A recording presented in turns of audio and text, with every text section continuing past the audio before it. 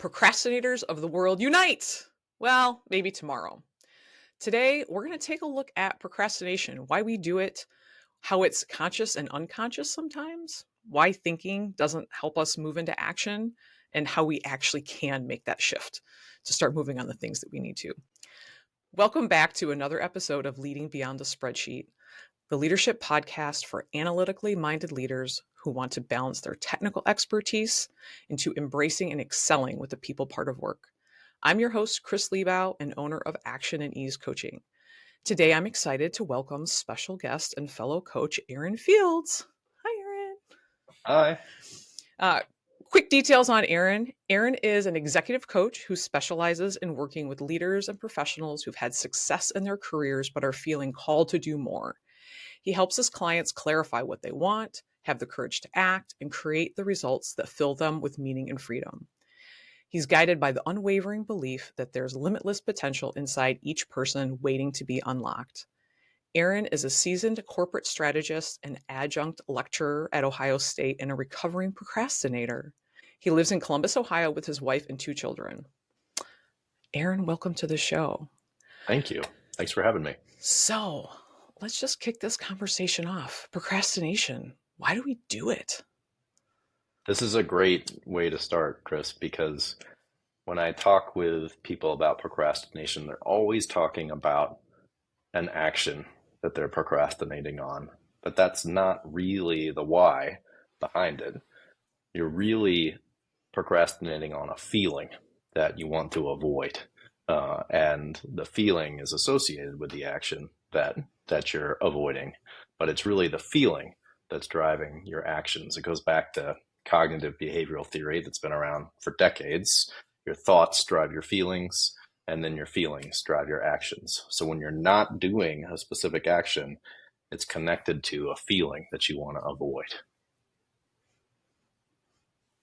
Yeah, so why is it that it's interesting? So we're avoiding this other feeling, though sometimes I don't always like the feeling of procrastination itself because there's a lot of judgment, at least for me anyway, that comes in during that time about why it is I'm not going and doing that thing. So it's really kind of a double-edged sword.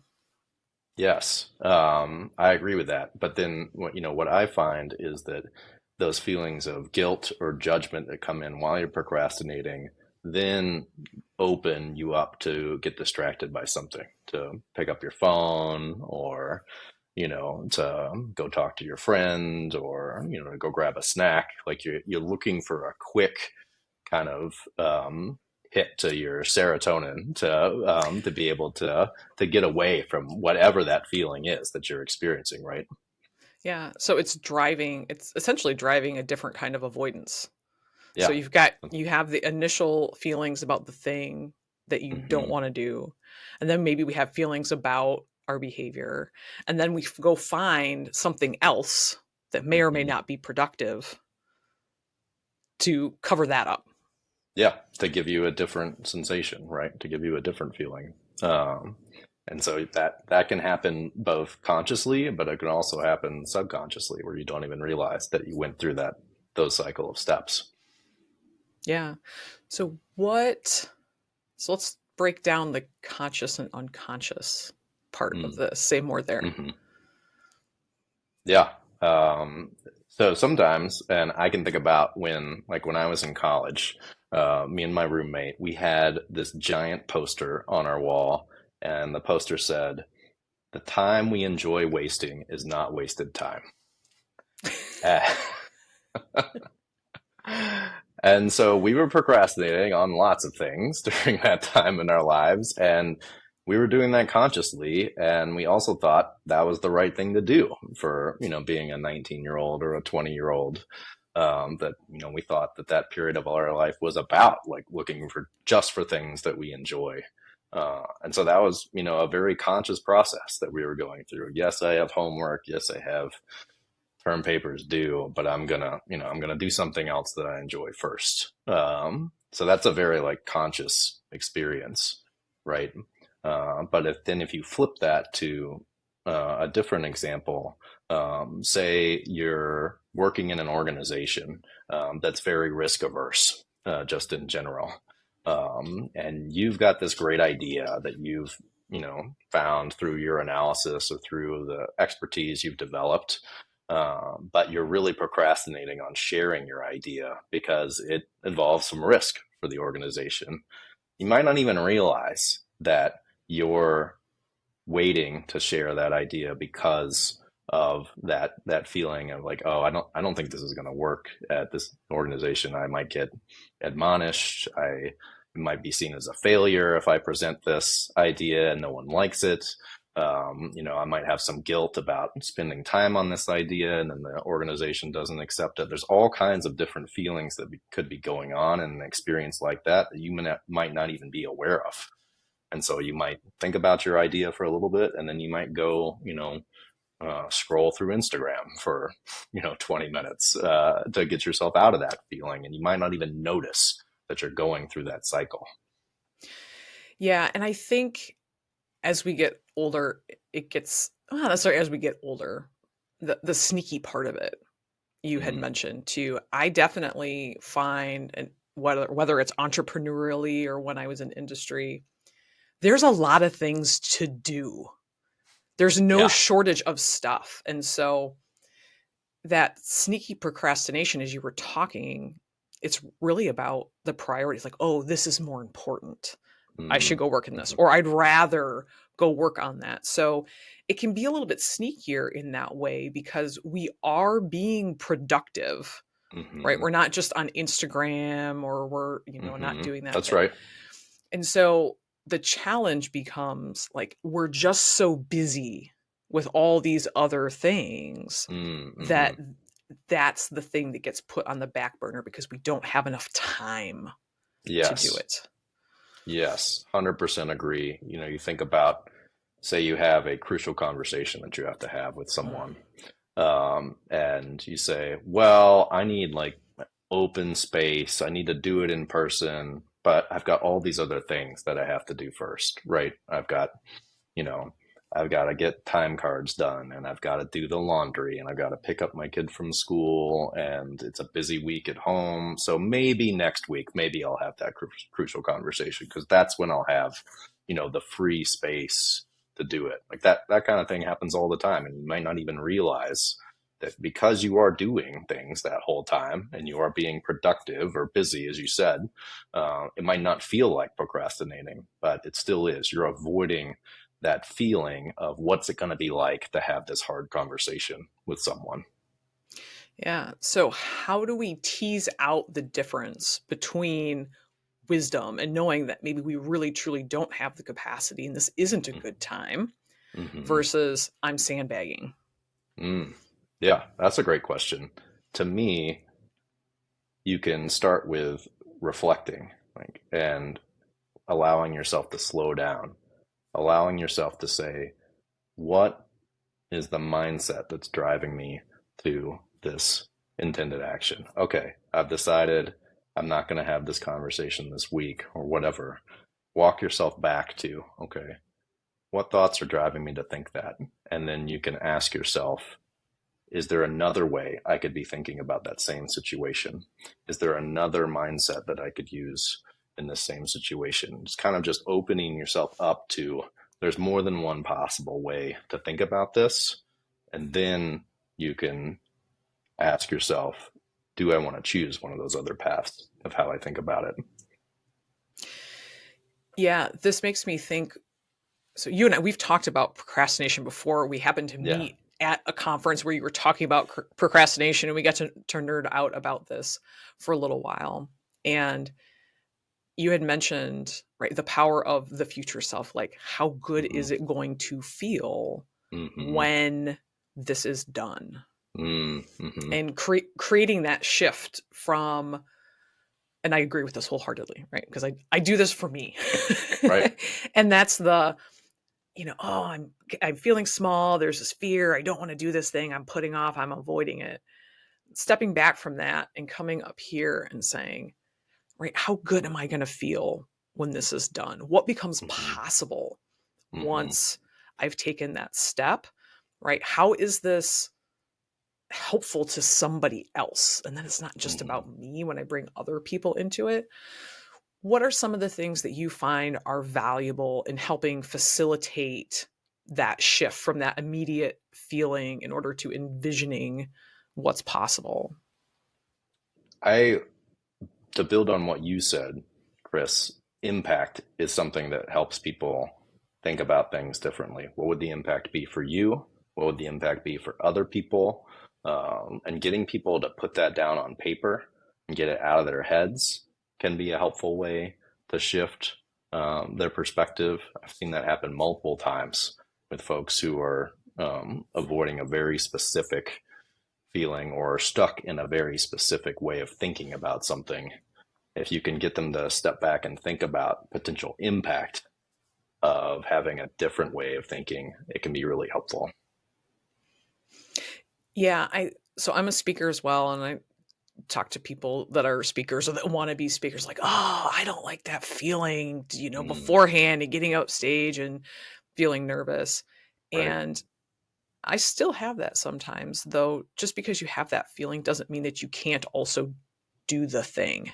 Mm, Whether it's getting up on stage or having that conversation, that sometimes we have to embrace that feeling, that's just a part about how we're going to feel, especially when it comes to Brene Brown. Her One of her first podcasts talk about FFTs, freaking first mm, times, yes. when we're doing something and so we don't know how it's going to go and there's some of those fears, is embracing that and saying, hey, this is a part of the journey, and that waiting for this feeling to disappear, Mm, that's just not going to happen.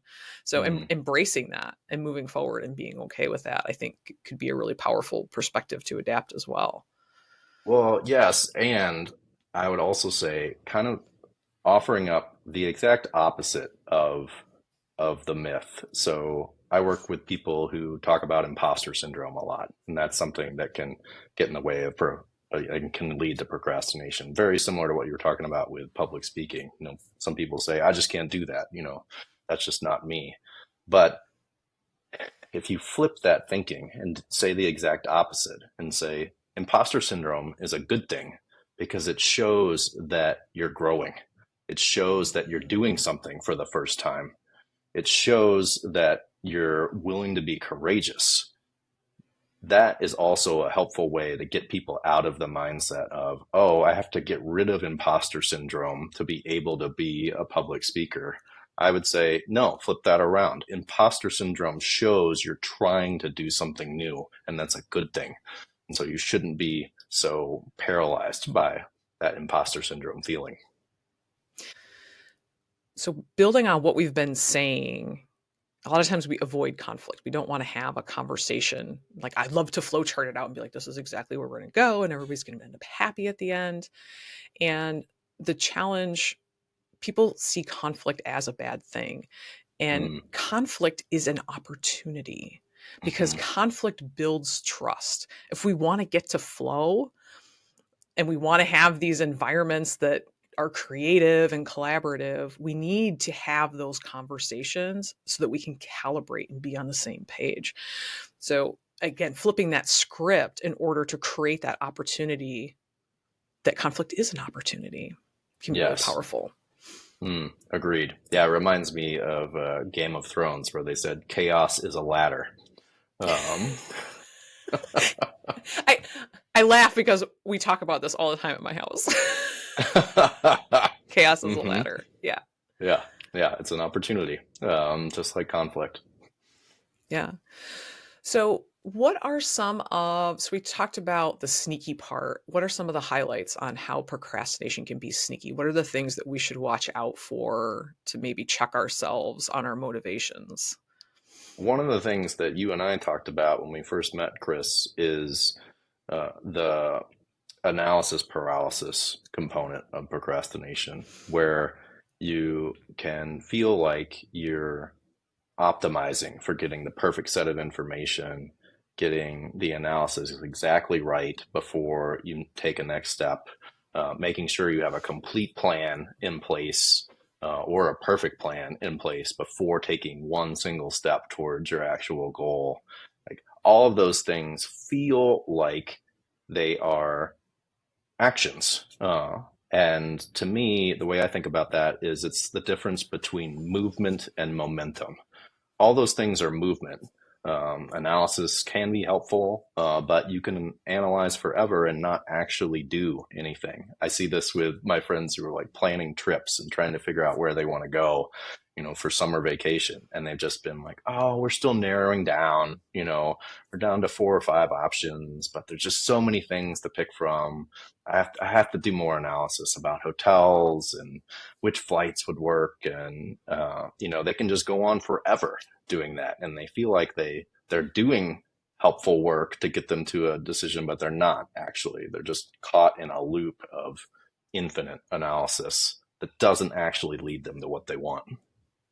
Yeah. And well, especially with that, there's may not be a deadline. Right. Sometimes Hmm. that can be the ultimate motivator to get things done when Yes. there's that true hard deadline. I was reading a book about ADHD, and I may not get the word right, but it was talking about like the reverse bedtime revenge or something like that. Ah. As we're going throughout our day, like bedtime is kind of a deadline. And Mm-hmm. so the challenge of if we've been procrastinating throughout the day, sometimes there's this burst of motivation come bedtime because we realize we haven't done the thing that we should have Yes. done or that we wanted to Hmm. do. And so sometimes that's a deadline that will push people into action, or they start thinking about it and how that can potentially impact our sleep. So it's interesting, right? The impact that deadlines can Mm-hmm. have to spur us into action as well. Mm-hmm. Yeah, and it's really like which feeling you're more afraid of at that point. You've been avoiding a certain feeling all day long, but then going to bed without having accomplished anything, that now becomes a scarier feeling that you don't want to experience. So that kind of trumps your first procrastination and can get you into that little burst of action, which makes total sense to me. Yeah, there was I can't remember the TED talk we were chatting about, but there's a gentleman who talks about procrastination and ADD and the monkey mind. He talks about the instant gratification monkey, right? And Hmm. that's that part of like avoiding the thing that has to happen, And so we're having fun and we're doing these things and this feels That's really right. good. And then until right there's this monster that comes out, right, and that's the only thing that can scare the monkey, and it's usually some form of deadline or something. And so finally we have this thing that is a greater issue, and that's what spurs us into action and having Right. having that deadline. And that's the Right. challenge too, is how to right making that commitment. Hmm. How can you create it's always nice sometimes when somebody else sets it, because then there's this sense of accountability. Um, what thoughts do you have about trying to create or set your own incremental deadlines and adhering to them to maybe help prevent some of that? Pros and cons. Yeah. So this is a great topic because human beings like to pay attention to the beginning of things and the end of things. And so a lot of things that we struggle with procrastination wise, to your point a minute ago, is there's no clear beginning and end. Like, things that you're doing throughout your day or things that you're doing throughout the week. There's not really a clear like start and finish around a lot of those things. And so one idea is to give yourself defined starts and ends. There's a lot of this in design thinking where they do design sprints. Might be a 2 week period, and then you say we're going to try and accomplish these 3 things in the 2 week period, and then they do a reset. They check in after the 2 week period. Okay, how'd it go? What did we accomplish? So they create an official end to the period so they can reflect, and then they do it again. They start another 2 week sprint. So creating those types of boundaries for yourself is one tool to be able to create that kind of sense of urgency. But I like combining tools together. I find power in kind of crossing things over.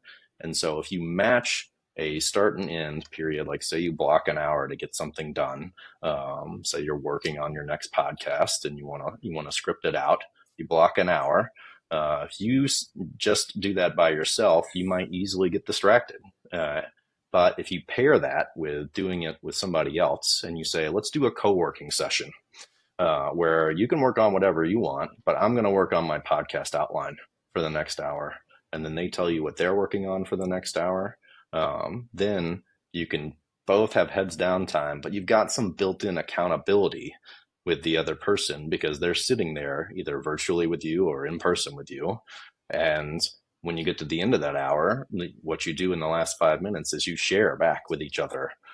Okay, here's what I accomplished in the hour. So you both get that sense of, okay, I have to tell the person what I did at the end of this hour. So you know that's coming. You're creating that deadline that we talked about, but you also get the benefit and kind of the good feeling of if you make progress, you get to immediately tell another person about the progress that you made. And that's going to help feel, that's going to be a good feeling that you're going to seek out.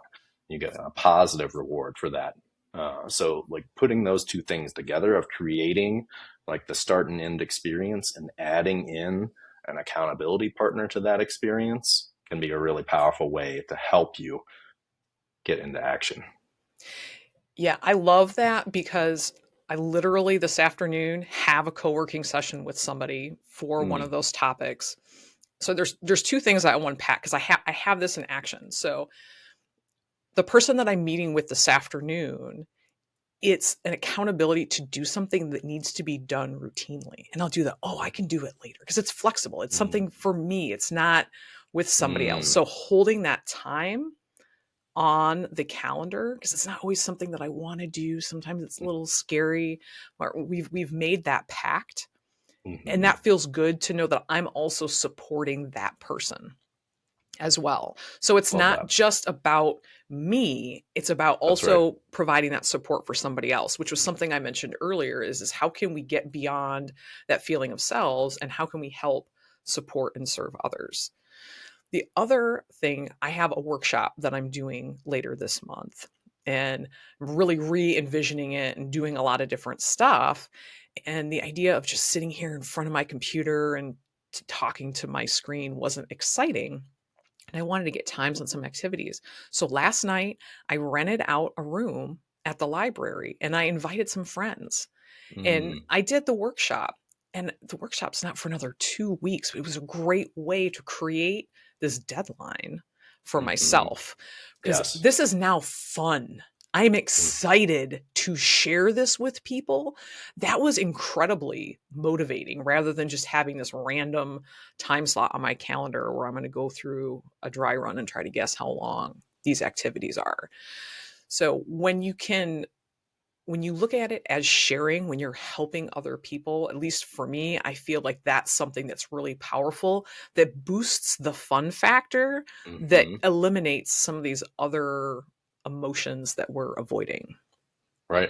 No, I totally agree with that. And you get both benefits to that, Kris, because you created a fun experience for you with your friends, but you're also not going to back out on your friends, right? So it kind of locks you in. Like I have to be ready to do this thing, even though it's 2 weeks out from when my actual event is. I'm going to be ready for my friends, right? Yeah, absolutely. And it was great. And people brought forth ideas, things I hadn't considered. And it was an Mhm. opportunity, again, to share and lean into some of that curiosity and get creative about it. Love that. Yeah, All that's a right. fantastic example. Yeah. So to this point, we've really talked about like what that feels like for ourselves. This is a podcast for analytically minded leaders, Hmm. and we have colleagues. What are some in shifting this perspective? Right? Sometimes we look at people and we think they're procrastinating. Maybe they are, maybe they aren't, right? That may be an assumption that we have. How do we help people in our organizations when we feel like there may be a challenge like procrastination? This is something that I really appreciate that we're talking about, Kris, because number one, I don't see any organizations talking about procrastination like in the office. I don't ever see that come up, as a topic. They might say we're late on a deadline, or they might say we're not meeting results, but no one is sitting around saying like, okay, we might have a procrastination problem, right? I mean, yeah, because that's, like that's a judgment kind of a, Right. like, yeah, but it's right. It's tough to call it out. Right. It is. Yeah. But if you're a leader and you think that that's something that's going on with your team, coming back to the source of it and saying, okay, like some actions are not getting done, or that's your perception about what's going on. But like feelings and thoughts lead to that happening. So how can you have curious conversations with your team about their mindset around the actions that aren't getting done, right? Not the actions and not tools that might help them with the actions, or systems, or here's my checklist and here's how I manage tasks like that. You know, like that's trying to tackle way too downstream. You have to get upstream and say, like, what's the mindset that's getting in my team's way or my team members' way?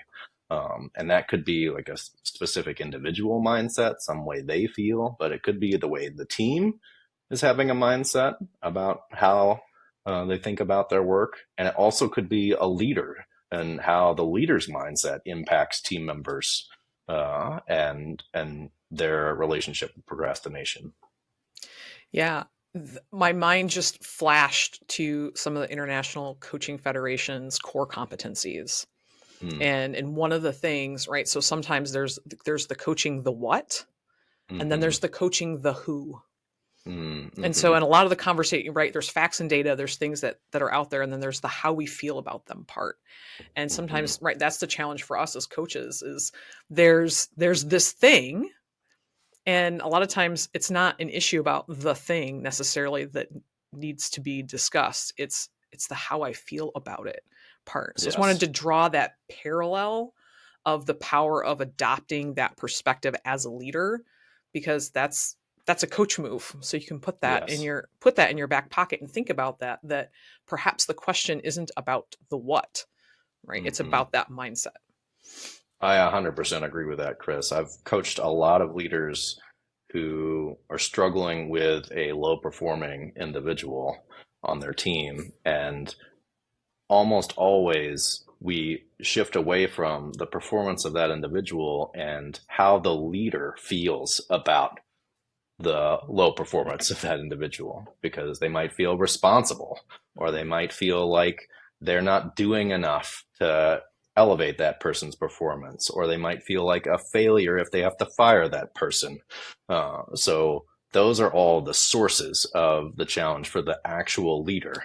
And that's where you want to have the conversations. That's where you want to be curious if you want to make lasting change in areas like this. Yeah. So this really comes back to the feelings of the leader. Like I'm procrastinating having this conversation with somebody about procrastinating, whatever, procrastinating Uh-huh. because, you know, having that headspace in order to be able to enter the conversation. It's kind of a fun thought for a moment. So what are in having some tools or thoughts or perspectives, what does shifting from the what to that mindset of your employee, what are some of the things that we want to keep in mind in having that conversation? Yeah. So you could think about different, like being curious is step one. I said that already, but just being really curious about, what thoughts are going through their head, not implying or having your own story impact, what you think is going on for them, but just being really curious about, how are you thinking about this project? How are you thinking about this challenging assignment? What's coming up for you when you work on it? What do you feel like is hard about it for you? Asking those types of questions to get really curious, but then stepping back and asking yourself, like, is there something broader going on? Asking yourself, are there more like cultural things going on in the organization? I talked a little while ago about, you know, like, is there a risk aversion? And so, like, could that lead to either like perfectionism within your team, where they don't want to show you anything until it's perfect, so it takes them longer than it needs to? I have a colleague who was just talking to me about that the other day. She sits side by side with one of her team members and, gives her an assignment, should take about an hour. And the team member's like, well, I want it to be perfect. So I'm going to take 5 hours and I'm going to make it perfect. And so, like, watching for those types of tendencies and then just really trying to create safety around, okay, you want this to be perfect. What's behind that?